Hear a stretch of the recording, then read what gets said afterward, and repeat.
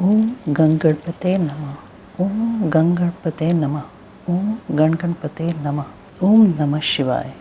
विभिन्न पापों के कारण मिलने वाली नरक यातना का वर्णन तथा कुकुर बलि, काक बलि एवं देवता आदि के लिए दी हुई बलि की आवश्यकता एवं महत्ता का प्रतिपादन। सनत कुमार जी कहते हैं, व्यास जी, इन सब भयानक पीड़ादायक नरकों में पापी जीवों को अत्यंत भीषण नरक यातना भोगनी पड़ती है। जो मिथ्या आगम में प्रवृत्त होता है वह द्विजिह्व नामक नरक में जाता है और जिह्वा के आकार में आधे कोस तक फैले हुए तीक्ष्ण हलों द्वारा वहां उसे विशेष पीड़ा दी जाती है। जो क्रूर मनुष्य माता पिता और गुरु को डांटता है उसके मुंह में कीड़े से युक्त विष्ठा ठूंस कर उसे खूब पीटा जाता है। जो मनुष्य शिव मंदिर, बगीचे, बावड़ी, कूप, तड़ाग तथा ब्राह्मण के स्थान को नष्ट भ्रष्ट कर देते हैं और वहां स्वेच्छानुसार रमण करते हैं, वे नाना प्रकार के भयंकर के द्वारा पेरे और पकाए जाते हैं तथा प्रलय काल पर्यंत नरक अग्नियों में पकते रहते हैं। पर स्त्रीगामी पुरुष उस रूप से ही व्यभिचार करते हुए मारे पीटे जाते हैं। पुरुष अपने पहले जैसे शरीर को धारण करके लोहे की बनी और खूब तपाई हुई नारी का गाढ़ आलिंगन करके सब ओर से जलते रहते हैं। वे उस दुराचारिणी स्त्री का गाढ़ आलिंगन करते और रोते हैं। जो सत्पुरुषों की निंदा सुनते हैं उनके कानों में लोहे या तांबे आदि की बनी हुई कीलें आग से खूब तपाकर भर दी जाती हैं।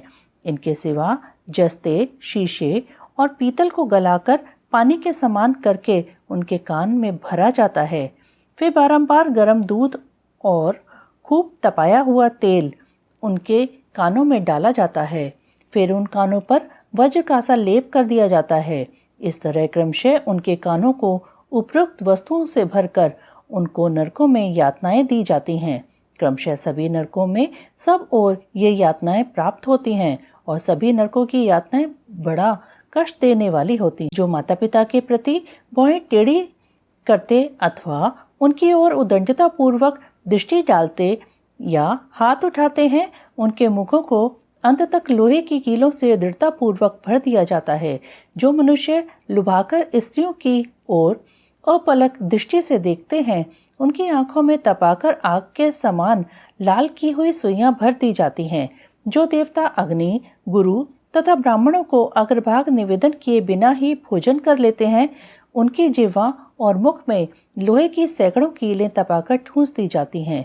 जो लोग धर्म का उपदेश करने वाले महात्मा कथावाचक की निंदा करते हैं, देवता, अग्नि और गुरु के भक्तों की तथा सनातन धर्म शास्त्र की भी खिल्लियां उड़ाते हैं, उनकी छाती, कंठ, जिह्वा, दांतों की संधि, तालू, होंठ, नासिका, मस्तक तथा संपूर्ण अंगों की संधियों में आग के समान तपाई हुई 3 शाखा वाली लोहे की कीलें मुद्गरों से ठोकी जाती हैं।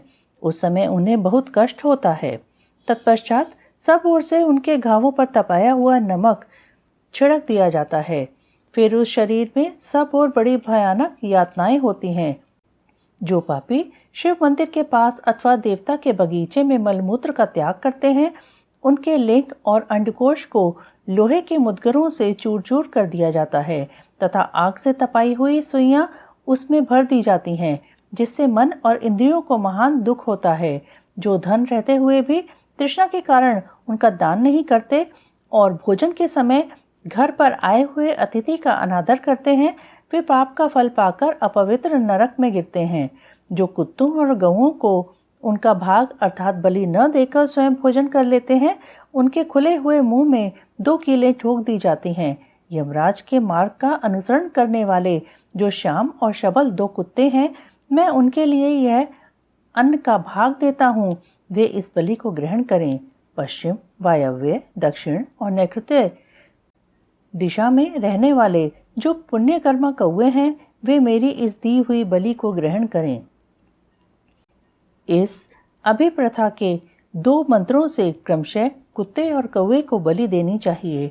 जो लोग यत्नपूर्वक भगवान शंकर की पूजा करके विधिवत अग्नि में आहुति दे शिव संबंधी मंत्रों द्वारा बलि समर्पित करते हैं वे यमराज को नहीं देखते और स्वर्ग में जाते हैं। इसलिए प्रतिदिन बलि देनी चाहिए। एक चौकोर मंडप बनाकर उसे गंध आदि से अधिवासित करे। फिर ईशान कोण में धन्वंतरी के लिए और पूर्व दिशा में इंद्र के लिए बलि दे। दक्षिण दिशा में यम के लिए, पश्चिम दिशा में सुक्षोम के लिए और दक्षिण दिशा में पितरों के लिए बलि देकर पुनः पूर्व दिशा में अर्यमा को अन्न का भाग अर्पित करे। द्वार देश में धाता और विधाता के लिए बलि निवेदन करे। कुत्तों के स्वामी और पक्षियों के लिए भूतल पर अन्न डाल दे। देवता, पितर, मनुष्य, प्रेत, भूत, गुमक, पक्षी, कृमि और कीट ये सभी ग्रथ से अपनी जीविका चलाते हैं। स्वाहाकार, स्वधाकार, वष्टकार तथा हंतकार ये धर्ममयी धेनु के 4 स्तन हैं। स्वाहाकार नामक स्तन का पान देवता करते हैं, स्वधा का पितर लोग, वष्टकार का दूसरे देवता और भूतेश्वर तथा हंतकार नामक स्तन का सदा ही मनुष्यगण पान करते हैं। जो मानव श्रद्धा पूर्वक इस धर्ममयी धेनु का सदा ठीक समय पर पालन करता है वह अग्निहोत्री हो जाता है।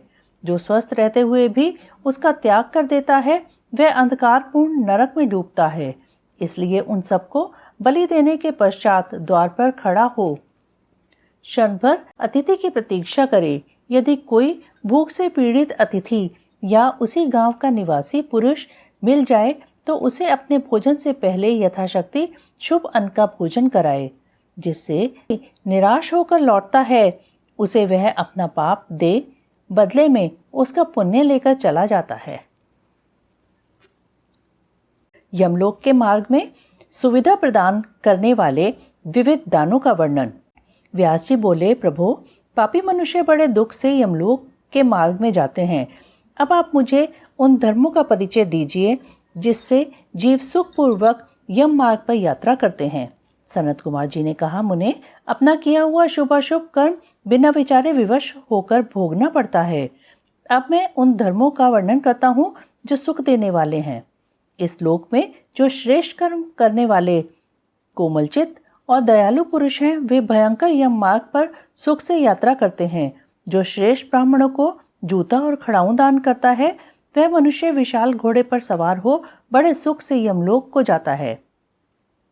छत्र दान करने से मनुष्य उस मार्ग पर उसी तरह छाता लगाकर चलते हैं जैसे यहाँ छाते वाले लोग चलते हैं।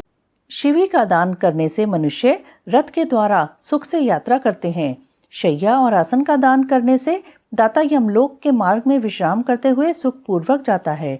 जो बगीचे लगाते और छायादार वृक्ष का आरोपण करते हैं अथवा सड़क के किनारे वृक्षारोपण करते हैं वे धूप में भी बिना कष्ट उठाए यमलोक को जाते हैं। जो मनुष्य फुलवाड़ी लगाते हैं वे पुष्पक विमान से यात्रा करते हैं। देव मंदिर बनाने वाले उस मार्ग पर घर के भीतर क्रीड़ा करते हैं। जो यतियों के आश्रम का निर्माण कराते हैं और अनाथों के लिए घर बनवाते हैं वे भी घर के भीतर क्रीड़ा करते हैं। जो देवता, अग्नि, गुरु, ब्राह्मण, माता और पिता की पूजा करते हैं वे मनुष्य स्वयं ही पूजित हो अपनी इच्छा के अनुकूल मार्ग द्वारा सुख से यात्रा करते हैं। दीपदान करने वाले मनुष्य संपूर्ण दिशाओं को प्रकाशित करते हुए जाते हैं। गृहदान करने से दाता रोग शोक से रहित हो सुखपूर्वक यात्रा करते हैं। गुरुजनों की सेवा करने वाले मानव विश्राम करते हुए जाते हैं। बाजा देने वाले उसी तरह सुख से यात्रा करते हैं मानो अपने घर जा रहे हों। गोदान करने वाले लोग संपूर्ण मनोवांछित वस्तुओं से भरे पूरे मार्ग द्वारा जाते हैं।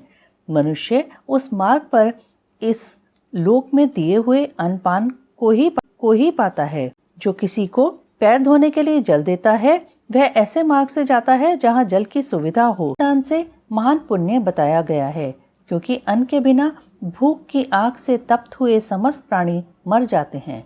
अतः अन्न की ही सब लोग प्रशंसा करते हैं क्योंकि अन्न में ही सब कुछ प्रतिष्ठित है। अन्न के समान दान न तो हुआ है और न होगा। मुने, यह संपूर्ण जगत अन्न से ही धारण किया जाता है। लोक में अन्न को बलकारक बताया गया है क्योंकि अन्न में ही प्राण प्रतिष्ठित हैं। प्राप्त हुए अन्न की कभी निंदा न करे और न किसी तरह उसे फेंके ही। कुत्ते और चांडाल के लिए भी किया हुआ अन्नदान कभी नष्ट नहीं होता। जो मनुष्य थके मांदे और अपरिचित पथिक को अन्न देता है और देते समय कष्ट का अनुभव नहीं करता, वह स्मृति का भागी होता है। जो देवताओं, पितरों, ब्राह्मणों और अतिथियों को अन्न से तृप्त करता है, उसे महान पुण्य फल की प्राप्ति होती है। अन्न और जल का दान शूद्र और ब्राह्मण के लिए भी समान रूप से महत्व रखता है। अन्न की इच्छा वाले पुरुष से उसका गोत्र, शाखा, स्वाध्याय और देश नहीं पूछना चाहिए। अन्न साक्षात ब्रह्मा है। अन्न साक्षात विष्णु और शिव है। इसलिए अन्न के समान दान न हुआ है और न होगा। जो पहले बड़ा भारी पाप करके भी पीछे अन्न का दान करने वाला हो जाता है, वह सब पापों से मुक्त होकर स्वर्गलोक में जाता है। अन्न, जल, घोड़ा, गौ, वस्त्र, शैया, छत्र और आसन, इन 8 वस्तुओं के दान यमलोक के लिए उत्तम माने गए हैं। इस प्रकार दान विशेष से मनुष्य विमान पर बैठकर धर्मराज के नगर में जाता है। इसलिए सबको दान करना चाहिए। जो इस प्रसंग को सुनता अथवा श्राद्ध में ब्राह्मणों को सुनाता है, उसके पितरों को अक्षय अन्नदान प्राप्त होता है। ओम नमः शिवाय, ओम नमः शिवाय, ओम नमः शिवाय।